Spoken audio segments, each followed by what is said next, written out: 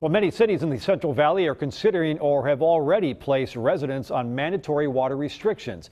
However, Bakersfield city leaders say at this point there are no plans for mandatory restrictions.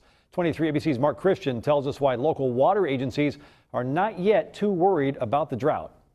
It seems that no matter where you go, it's the topic of conversation. I'm very concerned about the drought. It's been extremely dry. A valid concern, but so far our water situation is not in dire straits. We have a good supply. However, cities like Visalia, Delano, and Wasco are among many in the state that will place mandatory restrictions on their residents. What we've been doing is banking water. Bakersfield city leaders say we are not even close to the point of mandatory water restrictions. Our city water resources department has strict lists of criteria of things that we need to do and steps we need to take to ensure that we have an adequate and a usable water supply. That's because Kern County is very fortunate to have more than sufficient water supply.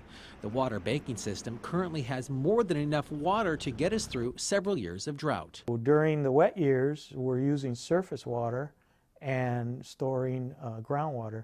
So when we get into times like this, we have a supply in the ground. Now, this ground may look dry on the surface, but underneath, there's 220,000 acre-foot of water available, which is more than 71 billion gallons of water, able to cover the entire city of Dallas in 1 foot of water. But the call to conserve remains. Monitor how we water our lawns and take shorter showers and turn the water off when we brush our teeth.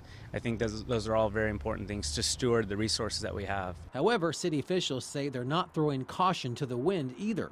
City Council member Russell Johnson is sponsoring an upcoming Urban Water Purveyors Forum. Are there some best practices that we can all glean from one another or from the public so that we can go and say, you know what, we could be doing a little bit more, and you know what, let's communicate that out to the average user that turns the faucet on every day. Mark Christian, 23 ABC.